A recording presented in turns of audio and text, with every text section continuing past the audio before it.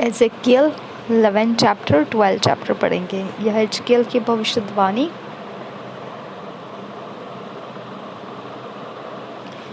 11 अध्याय 12 अध्याय Kings James version में से पहले पढ़ेंगे और फिर हम पढ़ेंगे BSI बाइबल में से हिंदी में। यह एजेकियल की भविष्यवाणी की पुस्तक 11 अध्याय 11 Ezekiel 11-12 chapter Kings James version में से पढ़ेंगे। पवित्र आत्मा हमारी मदद करने के लिए हम आपसे विनती करते हैं। इन वचनों को हम नहीं समझ सकते, ना ही सीख सकते हैं, ना ही अपने अंदर समेट कर रख सकते हैं। तेरे अलावा हम कुछ भी इस वचन के अंदर से कुछ भी कहीं पर भी कुछ नहीं कर सकते हैं। हमारी मदद करो। जितना आप हमारे अंदर इन वचनों का काम करोगे, बस वहीं तक हम इन वचनों में है, नहीं तो हम कुछ भी नहीं है। आप कीजिए, इन वचनों को हमारे अंदर से काम कराइए। नासरी यीशु के नाम में विनती करते हैं, सुन और कबूल कर पिता। आमीन आमीन आमीन। एजेकियल 11 चैप्टर इंट्रोडक्शन पढ़ेंगे हम। The princess presumption, their sin and judgment of God's saving a remnant, etc.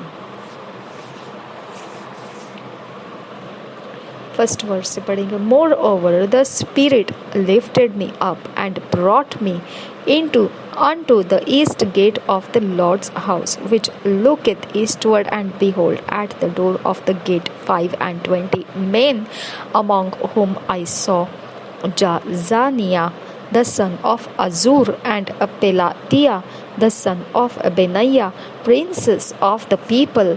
Then said he unto me, Son of man, these are the men that devise mischief and give wicked counsel in this city, which say, It is not near, let us build houses.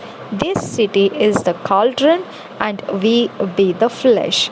Therefore prophesy against them.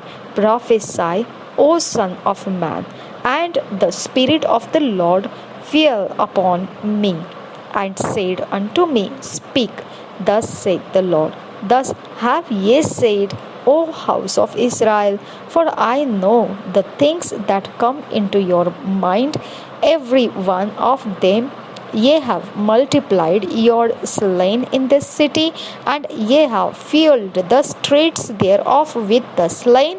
Therefore thus saith the Lord God, your slain, whom ye have laid in the midst of it, they are the flesh, and this city is the cauldron. But I will bring you forth out of the midst of it. Ye have feared the sword, and I will bring a sword upon you, saith the Lord God. And I will bring you out of the midst thereof, and deliver you into the hands of strangers, and will execute judgments among you. Ye shall fall by the sword. I will judge you in the border of Israel, and ye shall know that I am the Lord.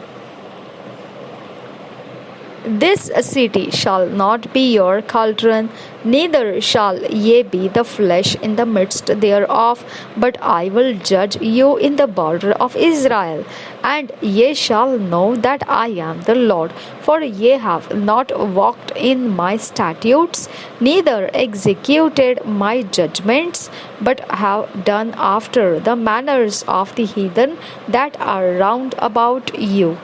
And it came to pass, when I prophesied, that Pelatiah the son of Benaiah died. Then fell I down upon my face, and cried with a loud voice, and said, Ah, Lord God, wilt thou make a full end of the remnant of Israel? Again the word of the Lord came unto me, saying, Son of man, thy brethren, even thy brethren, the men of thy kindred, and all the house of Israel, holy are they unto whom the inhabitants of Jerusalem have said, Get you far from the Lord, unto us is this land given in possession. Therefore say, Thus saith the Lord God, Although I have cast them far off among the heathen, and although I have scattered them among the countries, yet will I be to them as a little sanctuary in the countries where they shall come. Therefore say, Thus saith the Lord God, I will even gather you from the people and assemble you out of the countries where ye have been scattered, and I will give you the land of Israel. And they shall come thither, and they shall take away all the detestable things thereof, and all the abominations thereof from thence, and I will give them one heart, and I will put a new spirit within you, and I will take the stony heart out of their flesh, and will give them an heart of flesh, that they may walk in my statutes, and keep mine ordinances, and do them, and they shall be my people, and I will be their God. But as for them whose heart walketh after the heart of their detestable things and their abominations, I will recompense their way upon their own heads, saith the Lord God. Then did the cherubims lift up their wings, and the wheels beside them, and the glory of the God of Israel was over them above. And the glory of the Lord went up from the midst of the city, and stood upon the mountain which is on the east side of the city. Afterwards the Spirit took me up, and brought me in a vision by the Spirit of God into Chaldea, to them of the captivity. So the vision that I had seen went up from me. Then I spake unto them of the captivity all the things that the Lord had shewed me. Chapter 12. Introduction. The type of Ezekiel's removing shews the captivity of Zedekiah. Ezekiel's trembling shews the desolation of the Jews. First verse, the word of the Lord also came unto me, saying, Son of man, thou dwellest in the midst of a rebellious house, which have eyes to see and see not. They have ears to hear and hear not, for they are a rebellious house. Therefore, thou son of man, prepare thee stuff for removing, and remove by day in their sight. And thou shalt remove from thy place to another place in their sight. It may be they will consider, though they be a rebellious house. Then shalt thou bring forth thy stuff by day in their sight, as stuff for removing, and thou shalt go forth at even in their sight, as they that go forth into captivity. Dig thou through the wall in their sight, and carry out thereby. In their sight shalt thou bear it upon thy shoulders, and carry it forth in the twilight. Thou shalt cover thy face, that thou see not the ground, for I have set thee for a sign unto the house of Israel. And I did so as I was commanded. I brought forth my stuff by day as a stuff for captivity, and in the even I digged through the wall with mine hand. I brought it forth in the twilight, and I bare it upon my shoulder in their sight.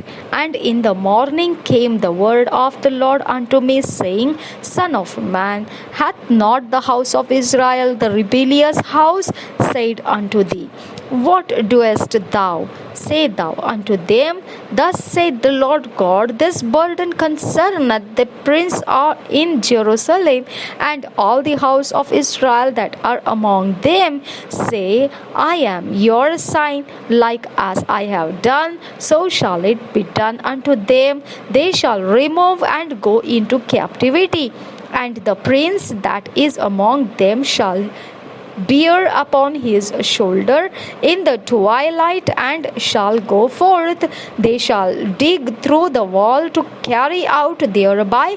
He shall cover his face, that he see not the ground with his eyes.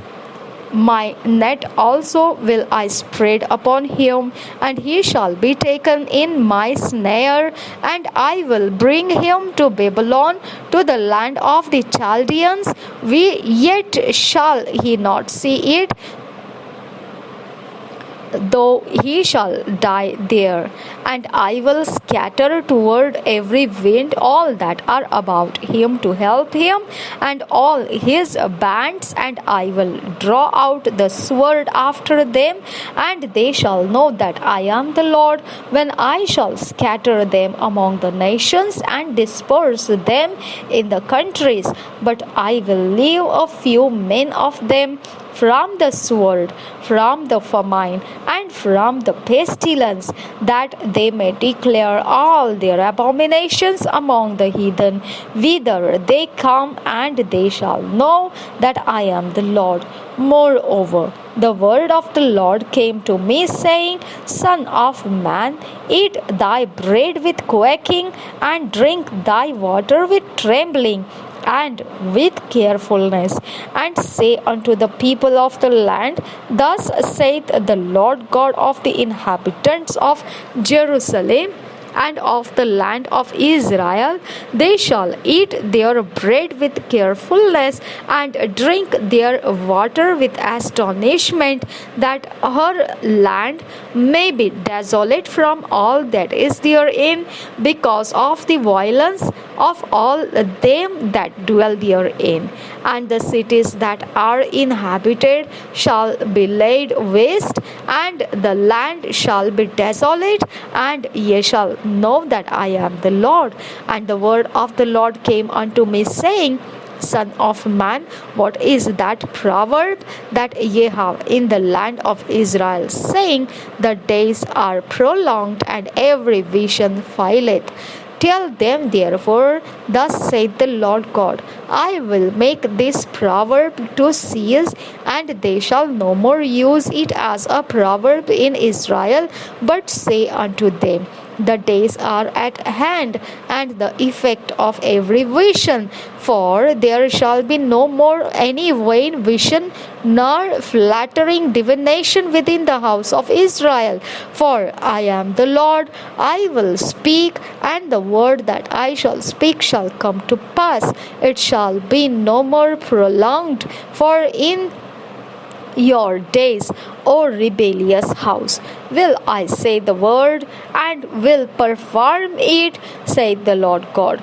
Again, the word of the Lord came to me, saying, Son of man, behold, they of the house of Israel say, The vision that he seeth is for many days to come, and he prophesieth of the times that are far off. Therefore say unto them, Thus saith the Lord God, There shall none of my words be prolonged any more, but the word which I have spoken shall be done, saith the Lord God.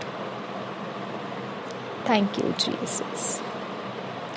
हम पढ़ेंगे यहेजकेल की भविष्यवाणी 11 अध्याय 12 अध्याय BSI Bible में से पढ़ेंगे।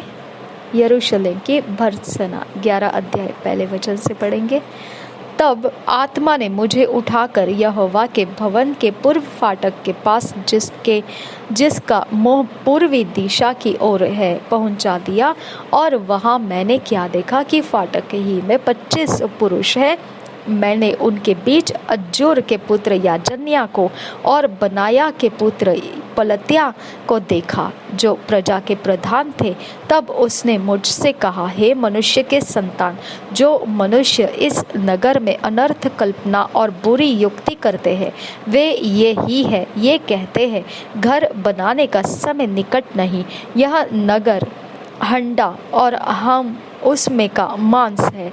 इसलिए हे मनुष्य के संतान, इनके विरुद्ध भविष्यद्वाणी कर, भविष्यद्वाणी। तब यहोवा का आत्मा मुझ पर उतरा और मुझसे कहा, ऐसा कहे, यहोवा यो कहता है, हे इस्राएल के घराने, तुमने ऐसा ही कहा है। जो कुछ तुम्हारे मन में आता है उसे मैं जानता हूँ। तुमने तो इस नगर में बहुतों को मार डाला, वरन उसकी सड़कों को शवों से भर दिया है। इस कारण प्रभु यहोवा यूँ कहता है, जो मनुष्य तुमने इसमें मार डाले हैं, उनके शव ही इस नगर रूपी हंडे में का मांस है, और तुम इसके बीच से निकाले जाओगे। तुम तलवार से डरते हो, और मैं तुम पर तलवार चलाऊंगा। प्रभु यहोवा की यही वाणी है, मैं तुमको इसमें से निकालकर परदेशियों के हाथ में कर दूंगा, और तुमको दंड दिलाऊंगा। तुम तलवार से मरकर गिरोगे, और मैं तुम्हारा मुकद्दमा इस्राएल के देश की सीमा पर चुकाऊंगा। तब तुम जान लोगे कि मैं यहोवा हूँ। यह नगर तुम्हारे लिए हंडा न बनेगा, और न तुम इसमें का मांस होगे। मैं तुम्हारा मुकद्दमा इस्राएल के देश की सीमा पर चुकाऊंगा। तब तुम जान लोगे कि मैं यहोवा हूँ। तुम तो मेरी विधियों पर नहीं चले, और मेरे नियमों को तुमने नहीं माना, परंतु अपने चारों ओर की जातियों की रीतियों पर चले हो। मैं इस प्रकार की भविष्यद्वाणी कर रहा था कि बनाया का पुत्र पलत्या मर गया। तब मैं मुंह के बल गिरकर ऊंचे शब्द से चिल्ला उठा और कहा, हाय प्रभु यहोवा, क्या तू इस्राएल के बचे हुओं का सत्यानाश कर डालेगा?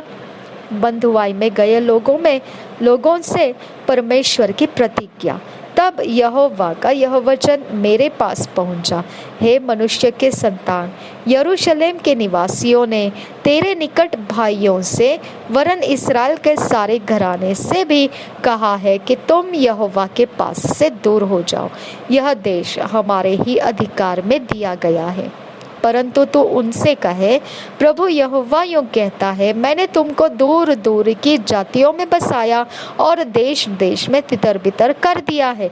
तो भी जिन देशों में तुम आए हो, उनमें मैं स्वयं तुम्हारे लिए थोड़े दिन तक पवित्र स्थान ठहरूंगा। इसलिए उनसे कहे, प्रभु यहोवा यूँ कहता है, मैं तुमको जाति जाति के लोगों के बीच से बटोरूंगा, और जिन देशों में तुम तितर बितर किए गए हो, उनमें से तुमको इकट्ठा करूंगा और तुम्हें इस्राएल की भूमि दूंगा। वे वहां पहुंचकर उस देश की सब घृणित मूर्तें और सब घृणित काम भी उसमें से दूर करेंगे। मैं उनका हृदय एक कर दूंगा और उनके भीतर नई आत्मा उत्पन्न करूंगा, और उनकी देह में से पत्थर का सा हृदय निकालकर उन्हें मांस का हृदय दूंगा, जिससे वे मेरी विधियों पर नित्य चला करें और मेरे नियमों को माने, और वे मेरी प्रजा ठहरेंगे और मैं उनका परमेश्वर ठहरूंगा।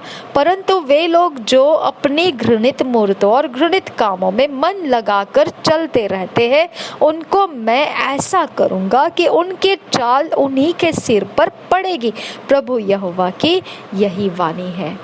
परमेश्वर के तेज का यरूशलेम से प्रस्थान। 22 वचन से आगे, इस पर करूबों ने अपने पंख उठाए और पहिए उनके संग संग चले, और इस्राएल के परमेश्वर का तेज उनके ऊपर था।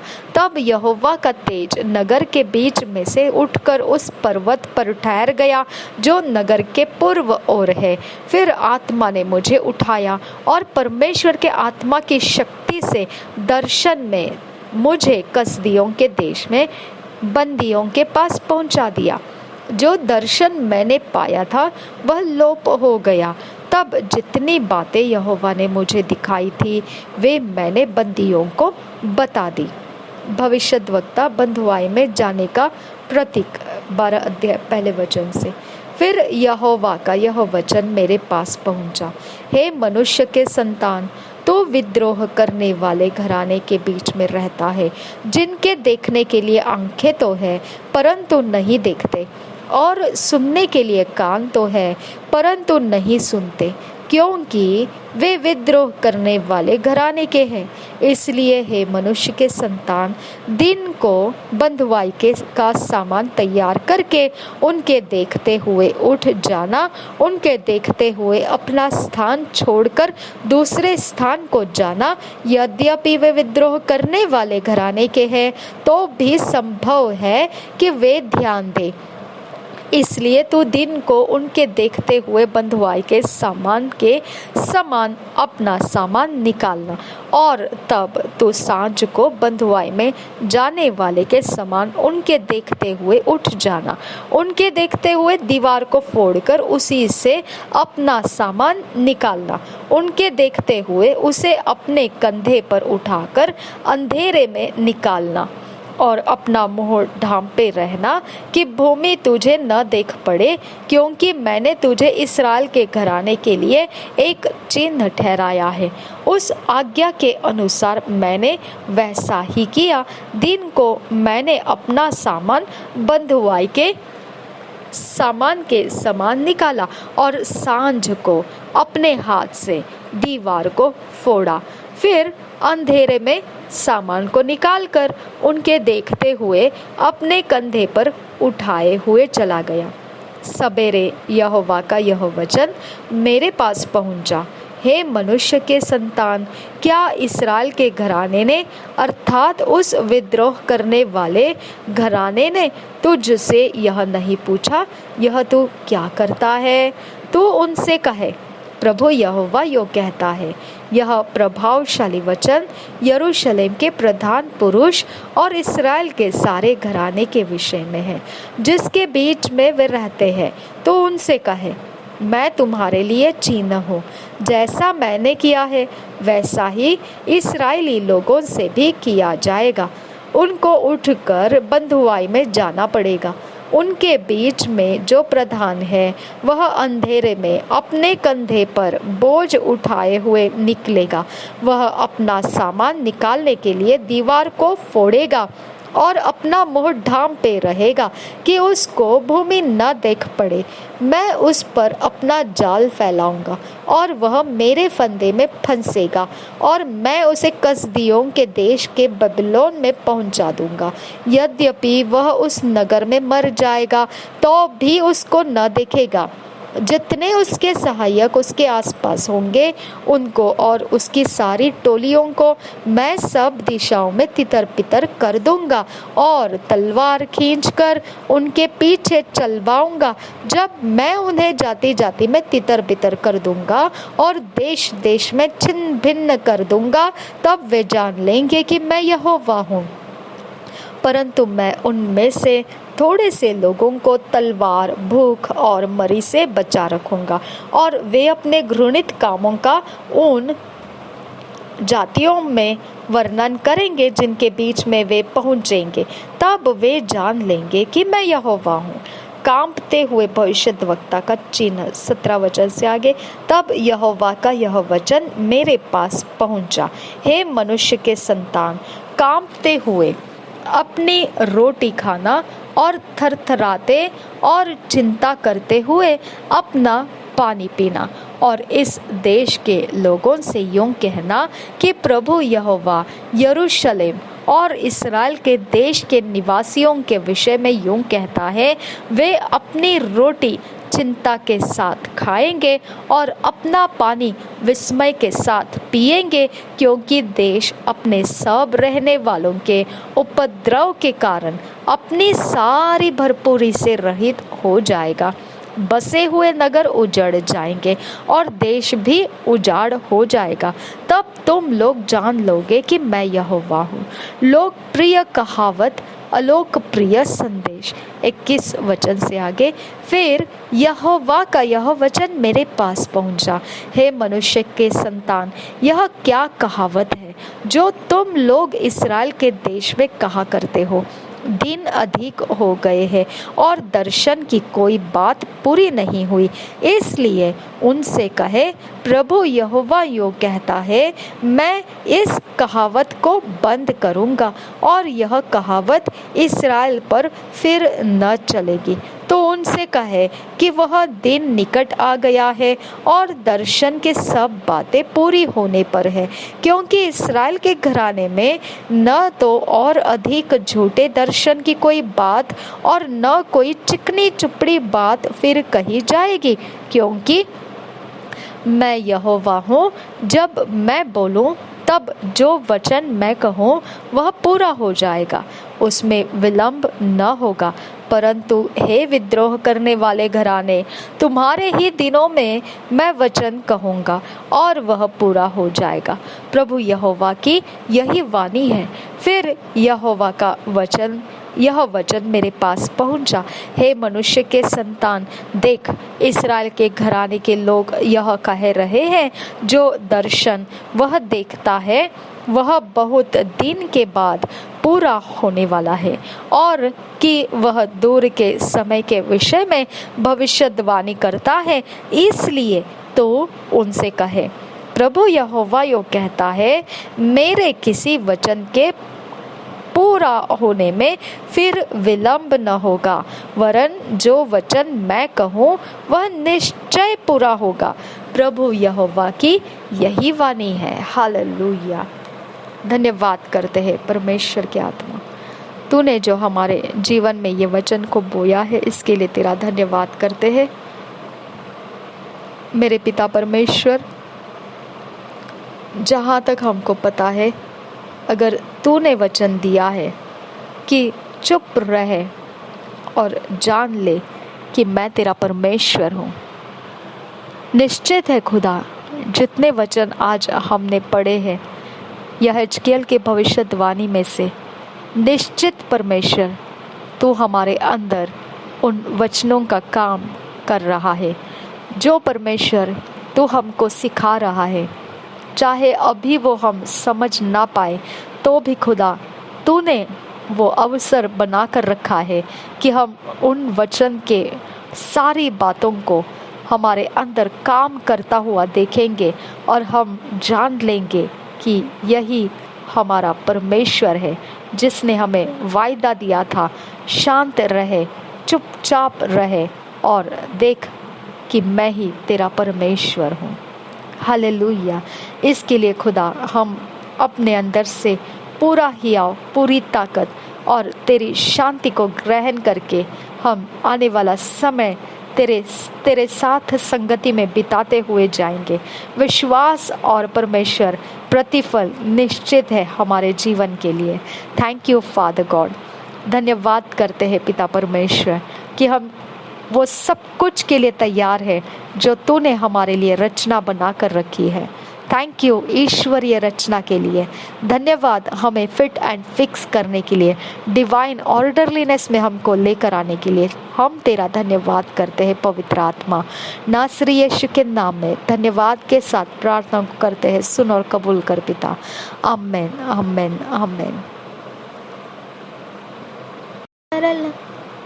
2 years बाइबल रीडिंग प्लान, 2 साल का Bible reading plan. John 12 chapter 12 verse से 19 verse. First chronicles 15th chapter. यूहन्ना रचित सुसमाचार 12 अध्याय का 12 वचन से 19 वचन तक। पहले इतिहास की पुस्तक 15 अध्याय हम पढ़ेंगे। अकेले में व्यक्तिगत पर्सनल टाइम में पढ़ेंगे, और इस पर्सनल टाइम में पढ़ते समय परमेश्वर का आत्मा हमको हमारे अंदर जो तरीका होना चाहिए उसमें हमको ढल कर लेकर आएगा। जो परमेश्वर ने हमारे ऊपर मकसद लगाया है, उस मकसद के अनुसार हमको ढला ढला कर लेकर आएगा और परमेश्वर के लिए योग्य बनाकर, परमेश्वर के ईश्वरीय रचना में बनाकर फिट एंड फिक्स करके इस्तेमाल होने के लिए देगा। निश्चित है पवित्र आत्मा हमारी ये बातों में सहायता कर रहा है। अनुग्रह का, सच्चाई का आत्मा हमारी मदद कर रहा है। हमने निश्चित पवित्र आत्मा का लाभ उठाना है। प्रभु यीशु मसीह हम सबके साथ बना रहे। आमीन, आमीन, आमीन। पिता परमेश्वर, पवित्र आत्मा हमें इन वचनों में फिट एंड फिक्स कर, ईश्वरीय रचना में हमको लेकर आ, डिवाइन ऑर्डरलीनेस में हमको लेकर आ। नासरी यीशु मसीह के नाम में विनती करते हैं, सुन और कबूल कर मेरे पिता। आमीन, आमीन, आमीन। देखिए, अब इतना सब बातें हमको मालूम पड़ा, इतनी बातों के साथ हम चल रहे हैं, और फिर परमेश्वर का जब जवाब आएगा, आपके सोच के परे होगा वो। हालेलुया। आप बयान नहीं कर पाएंगे, आप वर्णन नहीं कर पाएंगे, इतने बड़े पैमाने में सामर्थ्य के साथ परमेश्वर हमें जवाब देगा। हालेलुया। निश्चित हमने ये 21 डेज को धीरज के साथ चलना है। फिर साथ साथ अगर आप 52 डेज भी लगा देना चाहते, आप वो भी कर सकते। साथ साथ 1 मंथ को भी आप गिनती में ले लेना चाहते, वो भी आप कर सकते हैं। हालेलुया। निश्चित है कि हम बहुत ज़बरदस्त परमेश्वर की ओर से कुछ प्राप्त करने के लिए तैयार हुए हैं। आमीन। प्रभु यीशु मसीह हम सबके साथ बना रहे। आमीन, आमीन, आमीन।